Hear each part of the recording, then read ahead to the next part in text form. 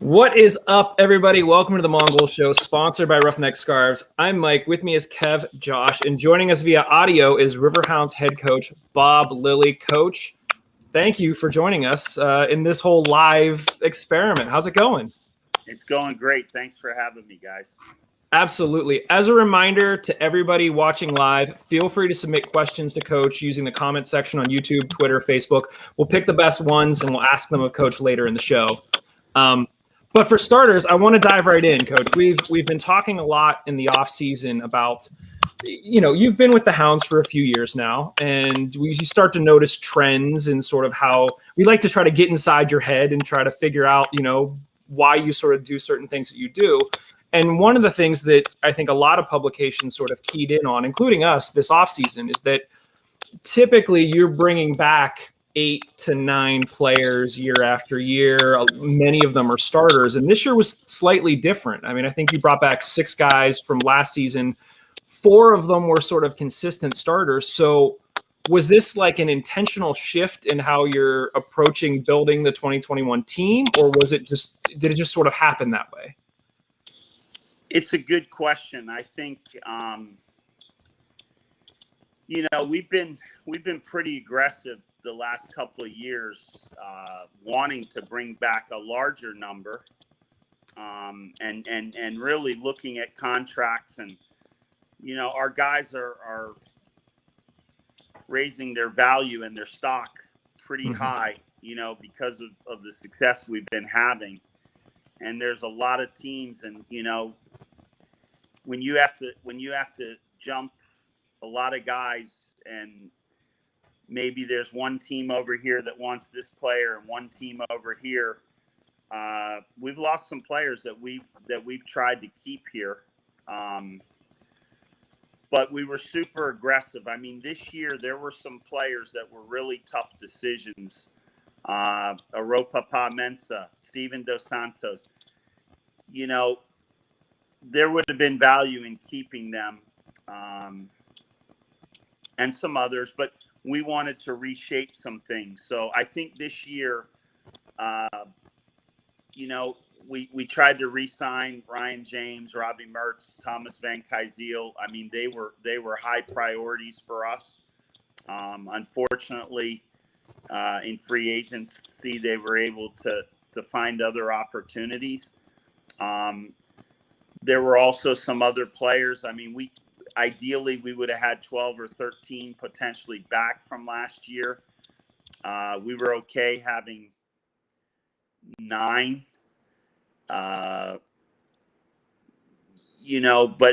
it was a really challenging decision to measure how good were we last year. We felt like, yes, we could compete with anyone. But we played in a little bit easier division last year. Didn't feel the team overall was as strong as in 2019.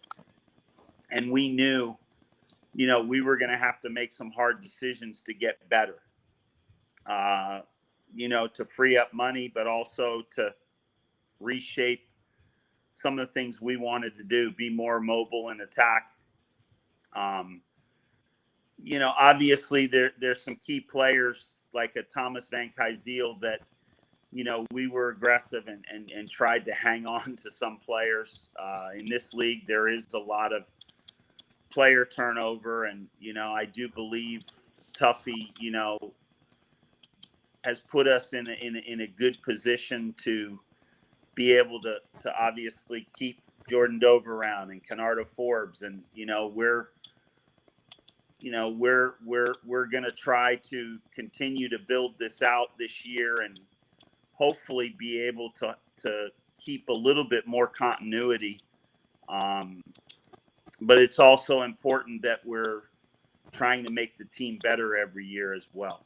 So we had to look at COVID and in the free agency market, identify players that we thought would bring some different qualities and maybe some experience. We feel like we've had a good off season in terms of veteran players and also some young players that we've identified. We went into camp. Typically, we go into camp with 12 to 15 players signed usually. This year we went into camp with 18 players signed because we knew, there's not as many players available to us at this time because a lot of players have gone back to college. Not as many college players are available. Not as many foreign players are traveling. There's not as many foreign players being brought in the country, whether by us or MLS, because of some of the COVID limitations. And we're trying to keep our bubble safe. So we're not cycling as many trialists in and out. And we kind of went into camp. The one thing that's different this year is we've been 2 weeks in camp, and yes, the trialists are here, but our team has been the primary focus, and they're trying to pick up things, but we tactically have been pushing our guys from day one. So we feel like we're going to have 6 weeks of preseason. In other years, the first 3 weeks, a lot of times, is sorting out our trialists, who we're signing. I mean, we're doing a lot of that in previous years, whereas this year we feel like we're ahead of the game. 2 weeks in, we wouldn't have been able to play Cincinnati last year, the year before. This year, it still was a big challenge, because I think we're just starting to get fit and get an understanding with the group, especially with all the new players. But we also have been very specific and prioritized getting our group ready because we have a game against Tampa Bay in Tampa Bay, a little less than 4 weeks away. So some of it is circumstances this year with some of our decision making and how we've tried to shape the team. But I want to reassure everyone that, look, we build a good team. We're always trying to hold on to the players that we can. And in some cases, maybe we could have done a better job, re-signing guys earlier or looking at that earlier. So we're always trying to get better at what we're doing in terms of keeping continuity within the group and building a stronger team. So far, I think the 3 years we've had here, we are respected in the league and in the Eastern Conference, and are learning how to be at the top end and deal with those situations. We had a great opening playoff win 2 years ago, and thought started the Louisville game really well in the playoffs, and unfortunately, had a not so great second half and get knocked out, even though we had home games lined up. This past year, I think, there was a game against Hartford late in the season that we dropped. Had we won that game, we would have been hosting games at home all through the playoffs. Said we had to go to Louisville. I thought we played well in Louisville. I couldn't have asked much more from that group. I thought we played them straight up and stayed aggressive and had a long time chasing that goal and gave up a late goal. But I think if we get that tying goal, we were well in that game in Louisville. So, learning to play these big games is important for our culture and getting the guys comfortable with that. But we're always thinking, how do we get better? How do we win a championship? How do we get further along the road? I do think we've started to establish ourselves, and we want to continue to do so. But we also knew, even though last year there were positives in a difficult season, we knew, we lost a lot of good players in 19. We competed well last year and made some smart decisions. Danny Griffin, Danny Vitiello, but overall we weren't as strong, and that's one of the reasons why you see a pretty big turnover going into this year in terms of our roster. But I'm excited about the guys we've signed, and I'm excited with the upside with this group. We just have a lot of work in front of us to bring everything together and for the team to gel. You mentioned Tampa in 4 weeks, a nod to the season schedule, and I wanted to get your thoughts on the USL restructuring with the conferences and the divisions, and your thoughts around that. I mean, so that now we have the Eastern and Western conferences, and then 2 divisions within that. I know personally, as a fan, I'm a little sad that Louisville isn't in our division. I would have loved to see us play Louisville a lot more, but even Indy for that fact. But I guess, what are your thoughts on the division and conference shuffle, and then like the opportunity to play some teams like Austin and San Antonio? I like having a little bit of the crossover. I do. I don't. When I look at, okay, we're going to add an extra trip to Miami, we're going to add an extra trip to Tampa. We could have just as easily been playing Birmingham and Memphis. Yeah. And to me, it's not really regional anymore. We may have had one more trip had we just played everyone home and away, because Charlotte's still going to be 2 flights. Charleston's going to be 2 flights. Tampa's going to be 2 flights. Miami's going to be, and we lose bus trips because we would bus to Louisville and Indy. And when you look at it, we still have to fly away to San Antonio. And when I looked at it, I'm like, if you're not in a regional pod, I think the integrity, it'd have been nice to play everyone in the Eastern Conference home and away. And I think that would have been what I would have liked to have seen be the ultimate decision. I do kind of like that there is some crossover. I think it was kind of random. So, we'll have 2 tough games in Indy and San Antonio, and then we have Austin, Las Vegas coming to us. So you'll get to see new opponents. But, I thought we could have played all within our conference, and maybe to add a few extra games, you may play your closest rivals, an extra home and away set. But look, with the pandemic, it's tough to have everything you wish for. I feel grateful that we're playing 32 games, and we're playing more different opponents this year than we did last year. So we'll go with it this year and try to be competitive. I do think our side of the bracket is pretty tough. It doesn't have Louisville and Indy, but Tampa and Charleston were very good. In fact, I felt Charleston was even a little stronger than Tampa last year. But I also think Charlotte has added good pieces and had a really good season last year. I think Miami is a sleeping giant because last year was a poor season for them, but their personnel and the money they're putting in, they can be very dangerous. And, I think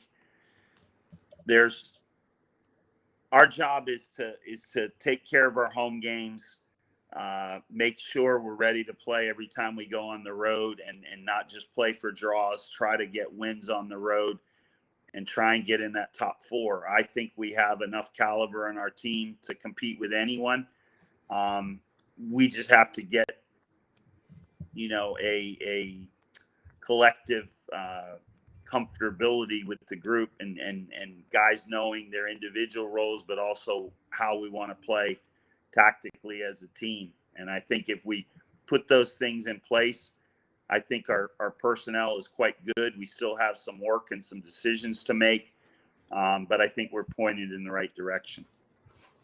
Yeah, I mean, to that point, like it's this year was also kind of tricky for us because usually we can go down, check out preseason games and see how the guys are doing. So we haven't been able to do that this year. But just coming from, seeing what the press releases are saying, like that Cincy game came across as very positive. The comments you made sounded great. How are you feeling about preseason so far as that goes? Yeah, I mean, Gannon and Detroit were, they weren't significant tests. I mean, listen, those teams came in and competed, and but they didn't provide a lot of danger, and we didn't really get pushed a lot in terms they defended and tried to hang around. And in Detroit's case, they were able to get to half 0-0, and they grew in confidence. And, we were a bit stubborn trying to ram it down the middle, and they were packed in the middle. We needed to be a little bit, more patient with the ball, and also use the wide areas to stretch them a bit and get in behind. We played in front of them in the middle of the field where they threw a lot of numbers, and we didn't figure it out. But I think we were learning the system and getting comfortable. I think we went to Cincinnati knowing it would be a difficult test. We competed well. When we got exposed, we recovered and made plays in our box. We blocked shots. Danny made a couple big saves. We did force some turnovers and create some good chances, and we had 2 good goals. But they were in behind us a lot. And in a typical game, we could have given up 4 or 5 goals. So we're going to need to tighten things in the back. And then I think once we got a lead and got in the game, we found some outlets and just needed to keep the ball. I mean, we defended for large stretches of the game. I definitely want us to have the confidence to hang on to the ball, because, if we go into Louisville and give them 70% of the ball and they get the same chances that Cincy did, we can't hope to be fortunate again next Saturday. If Louisville gets that many chances, maybe we are giving up 4 or 5 goals. So we'd like to see some improvement on that this week, but I kind of expected it. I mean, we went from some competition that certainly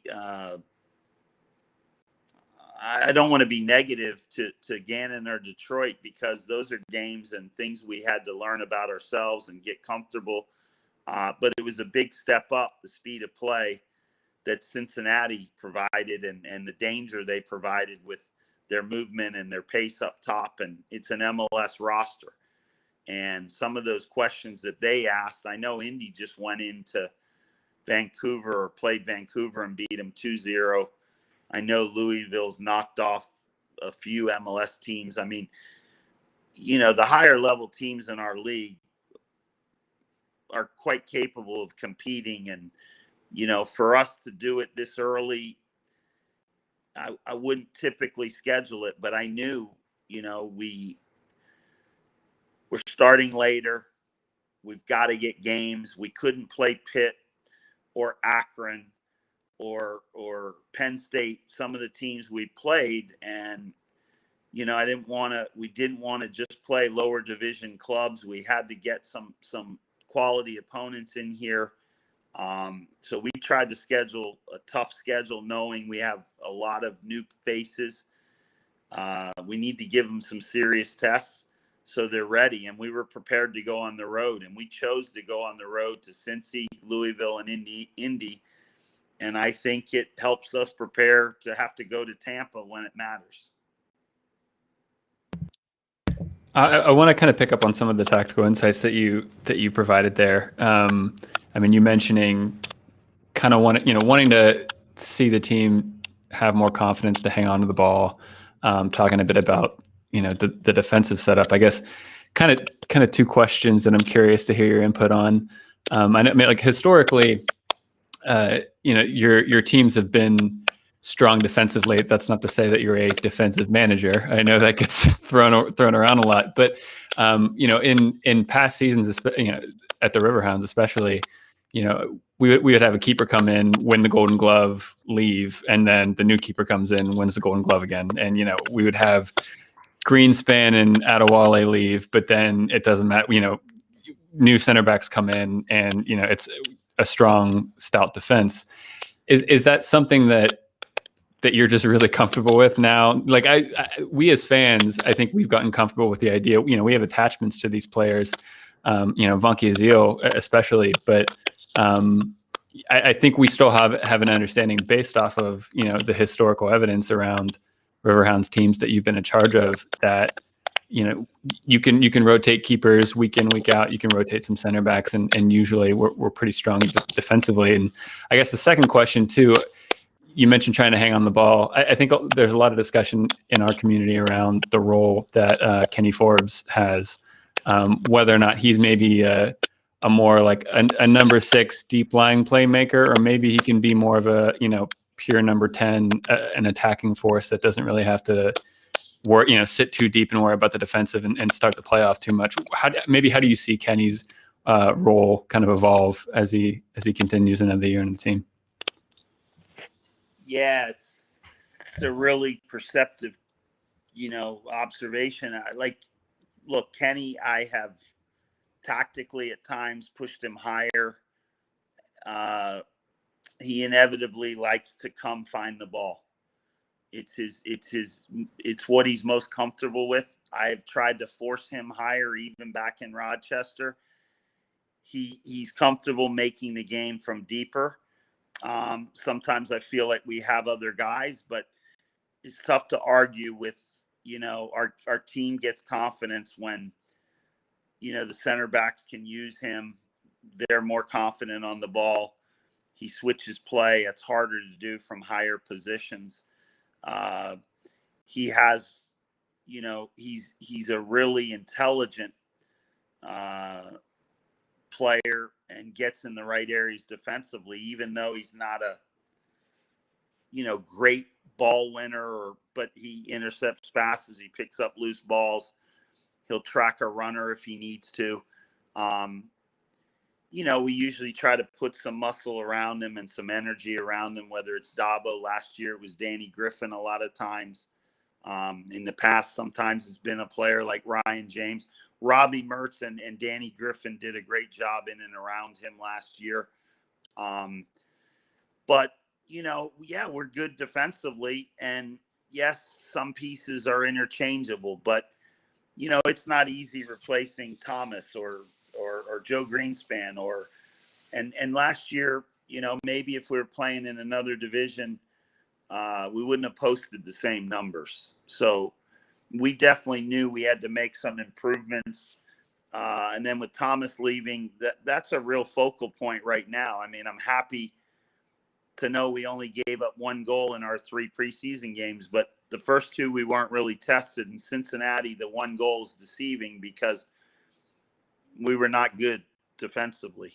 I'm a big believer that you have to get, you have to be good defensively if you're going to win in this league or any league. You have to be good in attack, generating chances, and you've got to be good in possession, because if you can't hang on to the ball and you can't win the ball, teams could come on our park, slow the game down, and play keep away. And I don't believe there's times you're in the lead, you need to close out a game. You don't want the game to be wide open. You need to be able to keep the ball. You need to be able to defend the lead. All of those things are important. And Louisville, who's not considered a defensive team, played a playoff game against us last year, got a lead, and we were playing well, and we had them on the back foot, but they were able to defend for a lot of minutes, and a couple of their defenders played for me in Rochester, but they were able to protect that lead and eventually get a second goal in the 84th minute. I don't know what, but they don't win that game if they can't defend well as a team. And I think it's important. And, some of our success defensively is defending is a team thing, and it's an attitude thing. We're good defensively because we get our forwards to work and our midfielders to work, and there's a system where guys are connected and they cover each other, and it's pretty specific, and it's led to them having success, and it's important. But the 3 years I've been here, there have been games against good teams where we've controlled the lion's share of the ball. Now, some years, some games, it's taken us time, early in the year to get comfortable and to circulate the ball and to use all our pieces. But we've had some great wins in my time here where we dictated everything in the game. We created our chances. We gave the other team no chances, and we were capable of not only getting our chances and defending well. We were capable of hanging on the ball and just controlling the tempo and playing exactly how we wanted. And I think it helps to do that with Kenny. Certainly one of the reasons maybe why we're a little bit better defensively is, for me, defending is the easiest thing to do. It's like I said, an attitude. Attacking, we've had some good attackers when you look at Cristiano Francois and Nico Brett and Romeo and Dos Santos. And, we've got good attackers. We haven't necessarily been able to get Tyler Pasher here. I know he was here before I got here, or Cameron Lancaster. I mean, we've had high level forwards, maybe not, the tip top, but I think we've tried to get it right in all areas. And I think last year our scoring was up, but I think a lot of it was beating up on some of the MLS2 teams because of our division, more so than us being consistent in attack. And, we felt in Louisville, we had enough possession of the ball in enough dangerous areas. We lacked a bit of movement at the right moments, and we lacked a bit of creativity in the final third. And that's some of the reasons for a lot of the personnel changing in the front part of the field, and even some in the midfield, was to try to improve in those areas. So I get it. I mean, I've been labeled for a lot of years, but I know, I just have to try and keep us stingy defensively, keep trying to make us better offensively. And I know there are times in the season and in games you're going to have to be able to hang on to the ball. You can't chase endlessly. As hard as we work, you got to be able to manage the game. And the only way you can do that if you can get a hold of the ball. And Canardo Forbes is a huge part of us being able to do that. And, that's another positive from the Cincy game is we got a result. And, Kenny's we're hoping he plays some minutes in Louisville, but he didn't play any minutes in the Detroit game or the Cincinnati game. We've kind of protected him here so that hopefully he'll be ready for Louisville and Indy 11. You mentioned Kenny.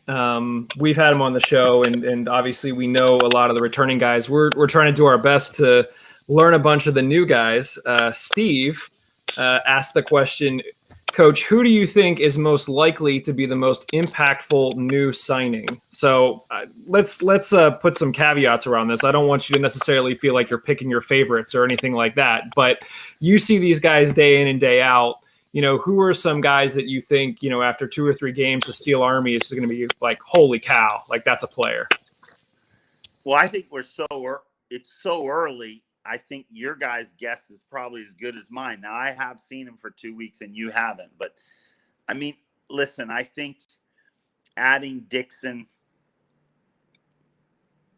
he's got pace and he's got quality in the final third with a final ball. But him and Russell Cicerone, for me, are good wide players in this league, but they can come in the channels, they can score goals, they can set up goals. Josh Gatt, has a lot of energy and is a dangerous player, has played in MLS in Europe.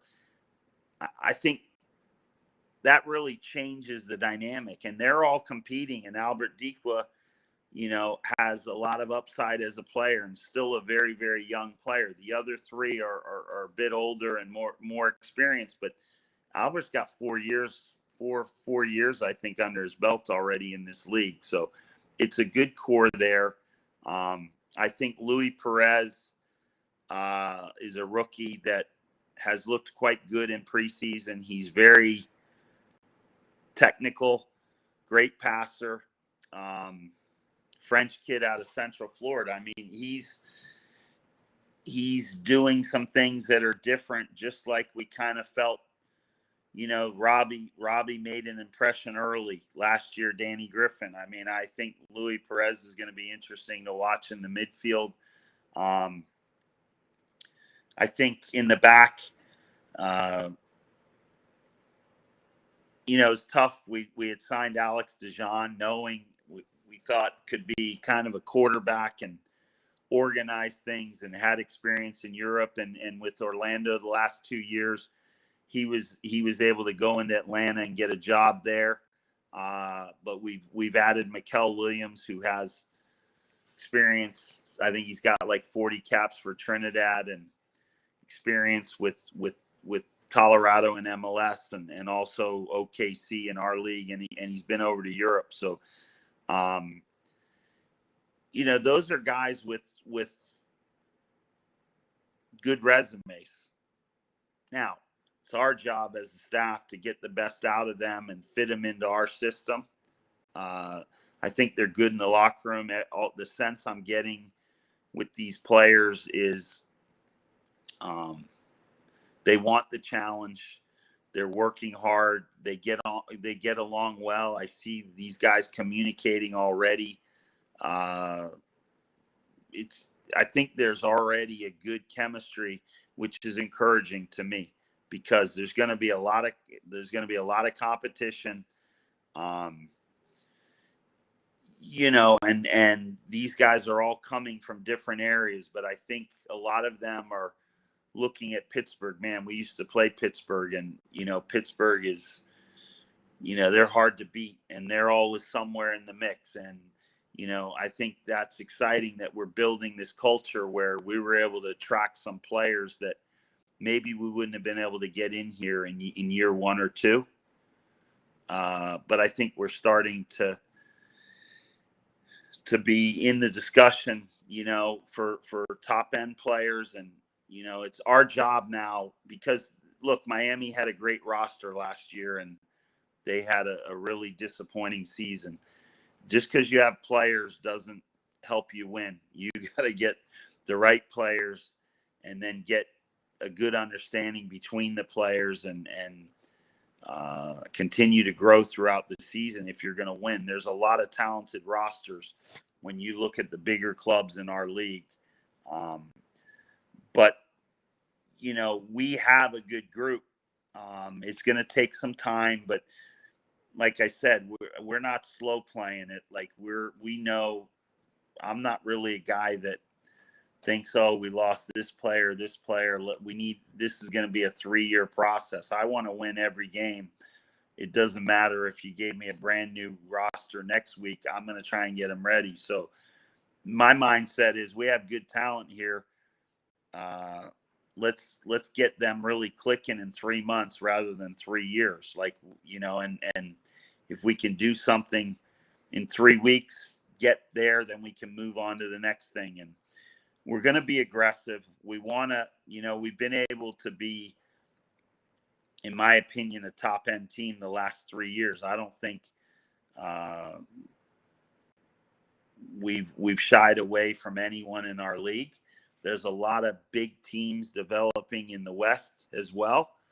We know our conference traditionally was always super tough, but the West with Phoenix rising and New Mexico and El Paso, there's a lot of teams that are investing, and it's exciting time. Our league is really growing and showing. I mean, if you look at the results of the amount of teams from our league knocking off MLS teams in preseason, the owners and the teams are really raising the level. And I think it's a credit to, the USL and the owners that we've been able to really grow this second division in the U.S. And we got to stay aggressive if we're going to keep pace and certainly if we're going to win a championship. So, that's the goal every year. I've never not looked at it that way. Sometimes it takes time, but it shouldn't be, we're going to wait and hope something happens. Put yourself in position every year to make a run at playoff time. I know last year, if we were able to find a result in that game in Louisville, we would have been a tough out, at that point to go at that time of year. And I think our guys were brave. We went forward. We carried a lot of the game. And, I thought we played them a heck of a lot better than when we beat them there earlier in the season.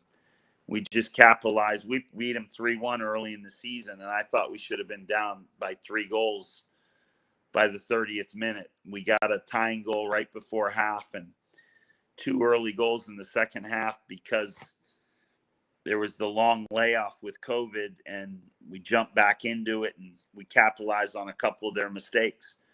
But we didn't have much of the ball that game. We didn't create many chances. I thought in the playoffs we were definitely playing them on our terms, and unfortunately they're a good team. They created some dangerous moments, got their goal, and I think they would have liked to have gotten a second goal earlier, but we kept the pressure on them, and we're growing. That helped us. And I know a lot of those guys aren't back, but we always think about the foundation. And when you have a couple of really good pieces in the middle of the field, when you look at Anthony Velarde, Griff, your front line with him, I think we brought in a lot of guys to push him and raise his level, and players that will bring other things. And but you're not winning anything with those 7 guys. It was obviously important for us to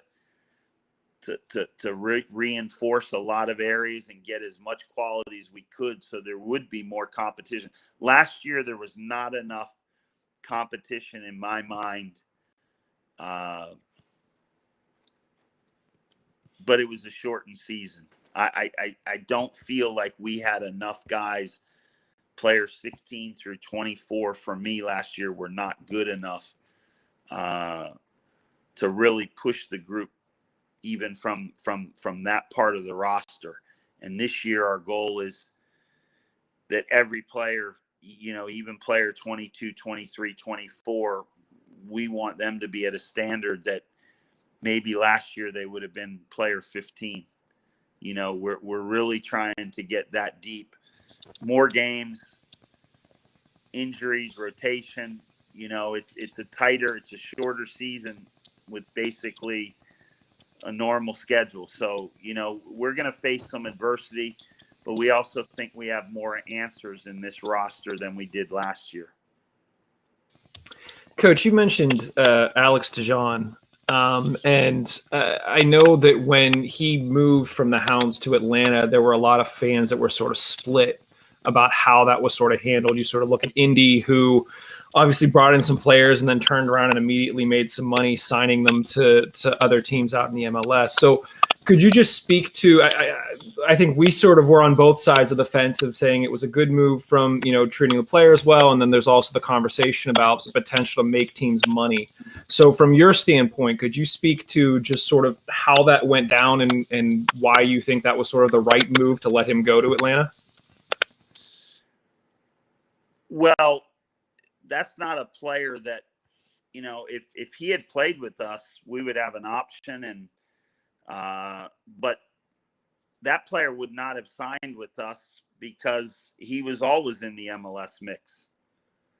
So can you hear me at this time? Yes, sir. Yeah, we can. Okay.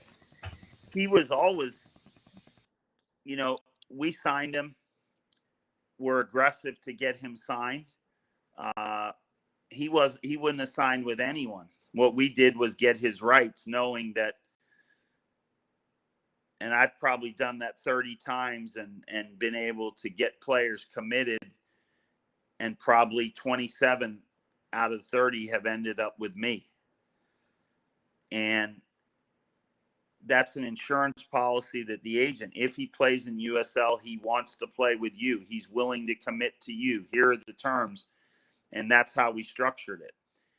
There is an escape if he gets invited. At that point, he hadn't been in an MLS camp. There are some other guys that we signed that are on our roster right now that had a little bit of flexibility that just weren't invited in.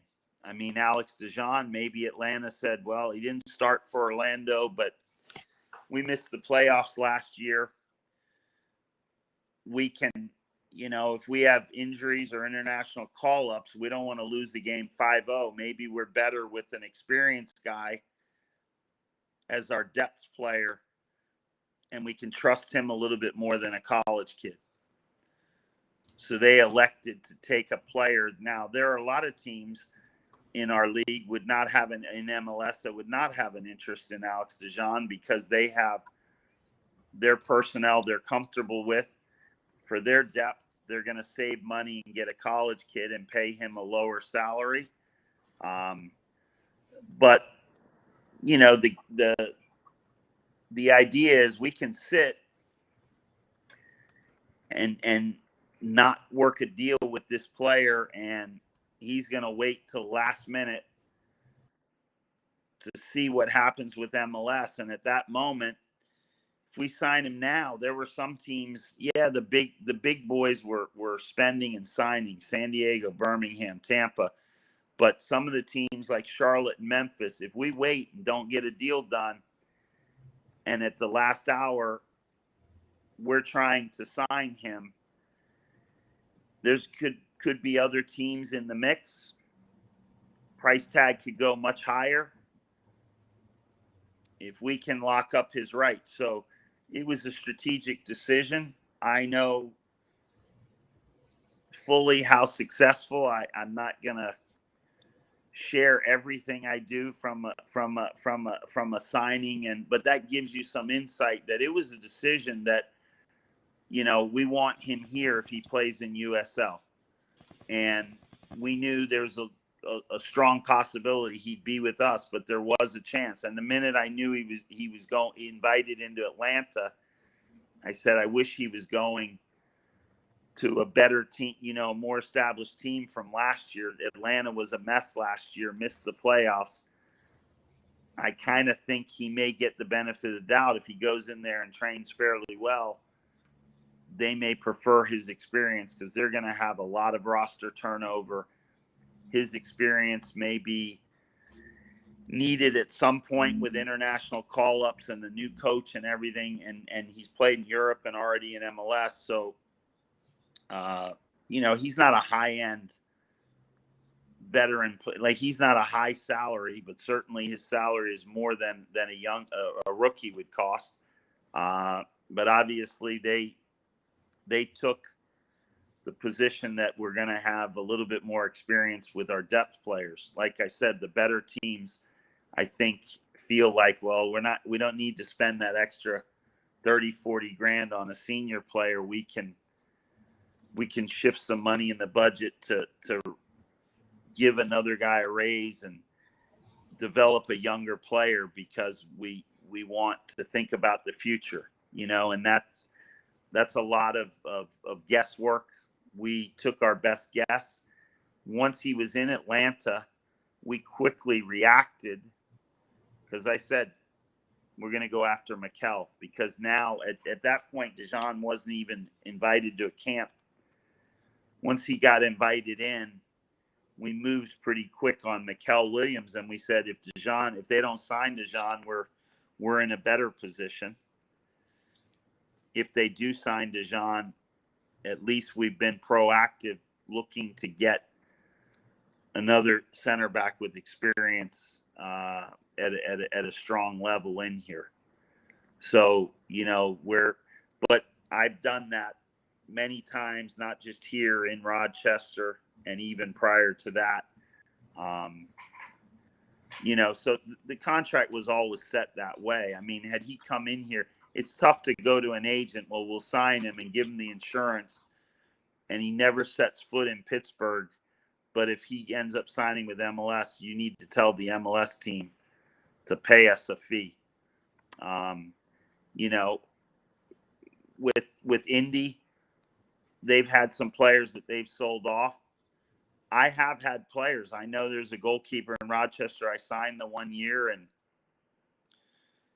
he got an opportunity to go on trial in Europe. And I said, well, you can go, but if we're going to allow you to go and they sign you, we're going to want a fee, because I didn't know if I'd find a replacement. And we got a fee, but a lot of times, Indy may have paid a player that has already played for them. Same with us. We're not all of our options on players. We have some protection to have them for a second year, and in some cases there's a fee, a buyout, but there's always money changing hands. That's not always the case when you're signing a guy on the front end. So hopefully that gave you guys some insight to how that kind of transpired. Oh no, for sure. And I appreciate you, being willing to give us a little peek behind the curtain and get a better understanding of how all that works. I know it's not easy, and I know these aren't clear-cut decisions, but it was cool. I appreciate that. Thanks. No problem. So shifting the focus to Saturday's game against Louisville.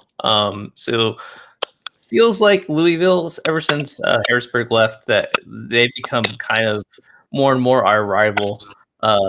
For better or worse, I think it's great because they're a great team. So it's good to have a rival that's actually challenging. What's your relationship like with the organization? Like, do you view them as a rival, and just how is it going to Louisville? Well, I think, my teams in Rochester or here, we've beaten them there the last 3 times in the regular season, and, have a slight edge in them since I've been here in the regular, but they've come in here and won or, gotten draws. The biggest thing is they've won the 2 playoff games over the last 2 years. So for us, I think when you're trying to get to the top, and Louisville's generally somewhere near the top, that's always going to be a hurdle, or a big game and a challenge. And I think they're well run. I think they have a culture there that is a winning culture. And so right away, whether we're playing them in the regular season or not, even this preseason game, preseason is not about results necessarily, but you have to learn to win on the road. You have to learn to win when your backs are against the wall. You have to learn to go into Louisville and keep the ball. This group of players needs to, Louisville started preseason 6 weeks or more ahead of everyone. So they're going to be super ready. They open up the following week. We don't play Tampa till 3 weeks later. So I expect to get their best lineup. But I want my guys to be tested by that, because, that's how we're going to get better. And there's a good chance that if you make the playoffs and you're trying to win the Eastern Conference to play in a final, most of the time, recent history suggests you're going to have to go through Louisville at some point. So it's a good opportunity. I'm glad we're getting to play them. We had big games with them against when I was in Rochester as well. I think when we won it in 15, we knocked them out of the playoffs. I think in 17, when they won it, they knocked us out of the playoffs. So, I'm just used to playing them in big games, and I think for us and the fans, they want to win, and the bar has been Louisville because of their success at playoff time. And so I think they're the team right now for a lot of teams in the East. But I know we're on everyone's radar as well, as we continue to establish ourselves as a heavy hitter in the East. Don't think Tampa hasn't circled their game against us, or, even the preseason game against Indy. I think everyone, we've earned the right to play, the big games and, to compete at that level. Now it's our job to stay there and prove that we're not just one of the best teams, but we can get to the top of the mountain. I mean, if you want to win things, you have to be willing to test yourself and put yourself on the line and go out and compete in the biggest games. And, you know, I think it's something we constantly try to remind our guys. We're not here just to make the playoffs. We're not here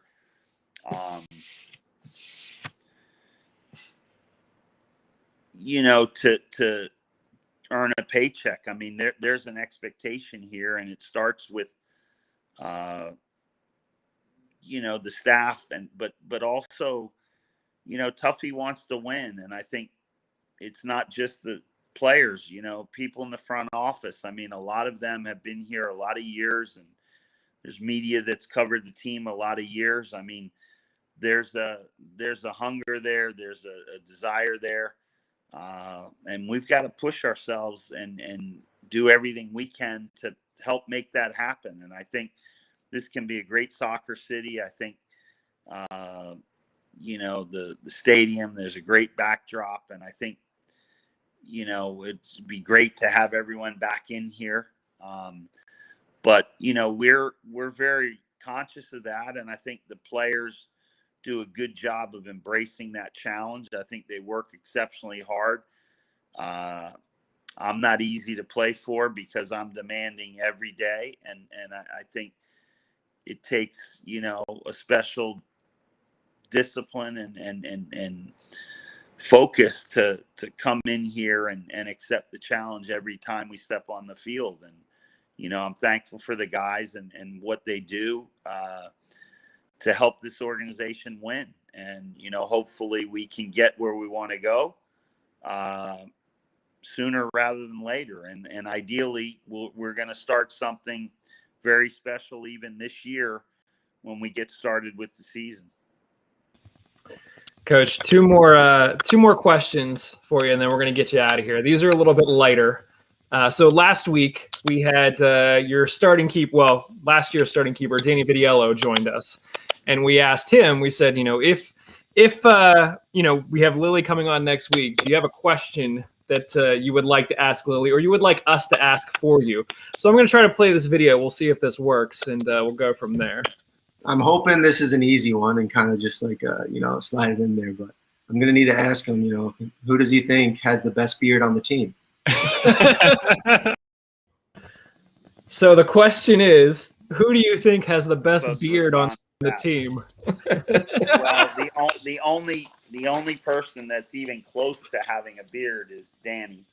It looks more Amish to me than a proper beard.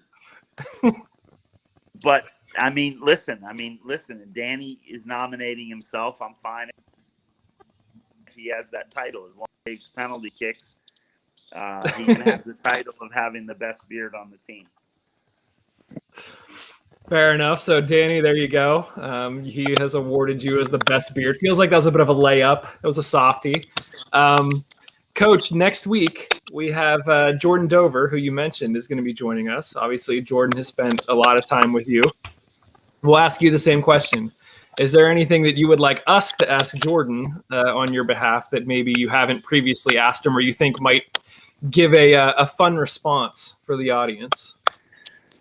The thing that I'm always curious about Jordan is how he has morphed into Canardo Forbes more and more and more and more.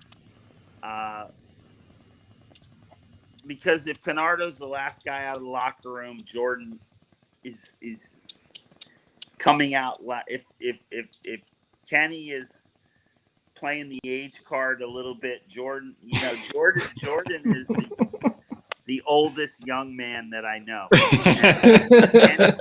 Kenny's his hero because Kenny is just chill. You know, takes everything slow, island time, just very relaxed. And then, you know, they both train well. I mean, I don't want this to be construed the wrong way. I mean, once it's training, but you know, they kind of ease their way in the locker room. They limp around like they're feeling all the effects. And you know, once we get out there and it's business, those guys are always there. But they like to, you know, Jordan likes to see Kenny. Kenny gets. I think the guys think I give Kenny extra preferential treatment. So Jordan has been lobbying for that. He just is trying to do whatever Kenny does because he wants to get extra special treatment from me. So you can ask him why. Coach says he wants to know why you're. And maybe you'll play this clip so he'll hear the question from me. But I just want to know, Jordan, why you're turning more into Kenny every day. That's a good question. That's we will great. definitely ask him. Coach, we always appreciate the time that you give us and the insight. I mean, we went over the spectrum of everything, stuff that might have been uncomfortable to talk about, to stuff that I think got us all super excited about the season. So thank you again for joining us. Obviously, best of luck with the rest of the preseason. Best of luck, hopefully, with a normal season. Fingers crossed that we get back to a regular schedule and fans in the stadium and all of that. But thanks again, man. Like I said, we really appreciate always having you on. For sure. Thanks a lot, guys. Thanks, Coach. Thanks, Coach. Take care. Bye. Bye, Coach. Bye. Man, I love talking to that guy. It's always so much fun. Yeah, there's a bunch of we had the next 5 minutes or whatever. We're going to talk about our reflections of the podcast. It could be extended to a full length one. There's a lot of the things I'm trying to pick out from memory from start to finish. The fact that him talking about, I think in the back of my mind, we always talk about we start a little slow. I got the indication he doesn't maybe think that's going to be the case this year. Working a lot more tactically rather than trying to get the physical legs, being the only priority, and, trying to move forward with the squad that he has, and with an acknowledgement that all these, newer players are going to just have to catch up. Figure it out. Yeah. Yeah. Figure it out. So he name dropped Louis Perez, it seemed pretty strongly, as maybe the next Robbie Mertz or Danny Griffin, which is very interesting. Let's just keep it calm. Okay, he said it. That was him, not us. We're keeping it calm. Yeah. We're just repeating. We would never blow anything out of proportion.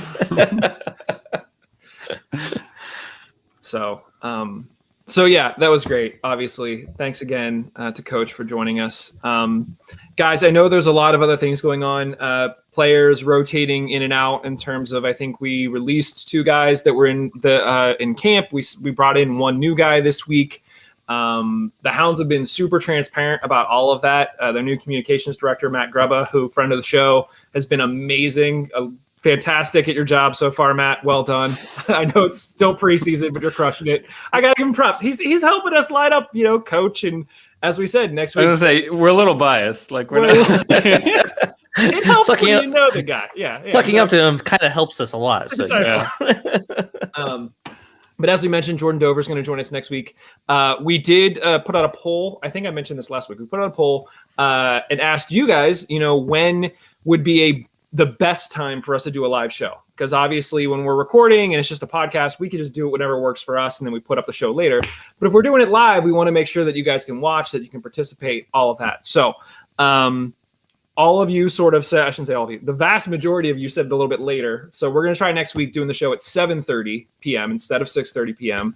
And Jordan will be here with us. So it's going to be another fun one. We get to ask him why he's trying to score some preferential treatment like Kenny, which will be great. Who doesn't want to be like Kenny? I want to be like Kenny. Yeah. You're doing it wrong if you aren't trying to be like Kenny. That's right. Yeah. So make sure that you're there for that. Guys, anything else that we want to talk about in this one? Kev, I think you're right. I think there was so much from just talking to Lilley that we could dissect, that maybe we save that for sort of our wrap-up preseason show and circle back to it. But anything else from you guys? I have a plug do from it. Steel Army. I just got... Wait. Like you're affiliated with the Steel Army somehow? What's going on here, Josh? Yeah. We finally got worked out with the front office. We were kind of unsure if we were going to be able to have an AGM, the annual general meeting, but we're going to be able to have it, and we're going to have it at the stadium, outdoors at the stadium, and we're also going to couple it with a watch party. So it's going to be the first away game of the season, the first game of the season period for the Hounds, May 8th. So the game starts at 7:30. So if you just want to come to the watch party for the game, come around then. But you want to come for the AGM, where we talk about, the things we did last year, things we want to do this year. That starts at 6:30. So yeah, come to that. I think they said that the bar is going to be open, so we'll have food and drinks at the bar. We plan on watching the game outside, so like we're going to see if we can get it on the scoreboard. If not, maybe on like a projector. And yeah, we'll have the AGM outside as well. So should be good. Social distance, same thing applies when you go to the stadium. Blah blah blah. Wear a mask, all that kind of stuff. But yeah, we're actually going to be able to have it. So that's pretty awesome, because we thought we were going to have to do like a digital one or something, recorded or something. So it's nice to be able to see everyone. Something stupid like one of these live things. Yeah. It's the worst. Restream thing or something. I don't know. We would have figured it out.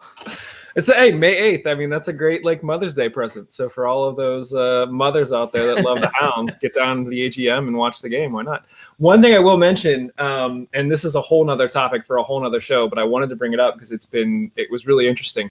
Went to go visit my parents over Easter, like sort of did like an outside visit thing.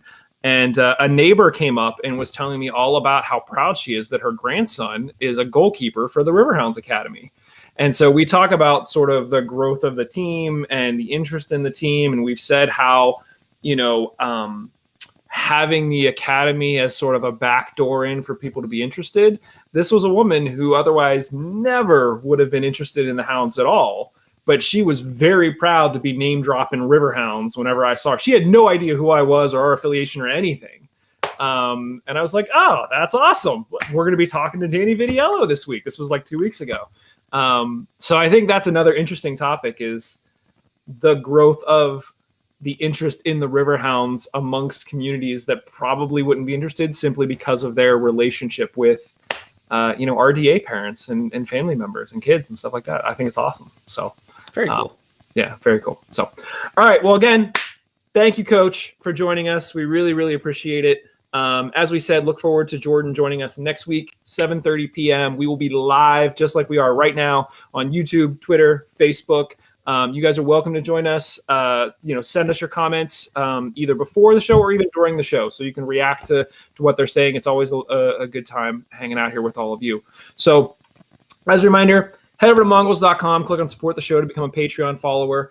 Your weekly reminder, obviously, that Black Lives Matter. We're going to do this again just because I know Kevin loves it so much. Thanks to Roughneck Scarves, official scarf supplier to USL, MLS, and US Soccer. Get custom scarves for your group or team at roughneckscarves.com. Tired of the same old uniforms and cookie cutter templates from Nike and Adidas? Looking for a unique, completely custom kit for your youth club, Sunday league squad, adult, or even pro team? Icarus FC can help you create the kit of your dreams at an affordable price. Let them help you design your new custom kit today at icarusfc.com. I just gotta say, I know you guys are like trying to like get around it. I can't. Kev, you're stuck this time. You can't get around this one. So sorry, pal. Looking for more great USL news? Head over to bgn.fm, where we now have over 100 fans that are writing and podcasting about the beautiful game. Lots of great features that went up on the site this week. Check them out at bgn.fm. Otherwise, thanks everybody. We'll talk to you very, very soon.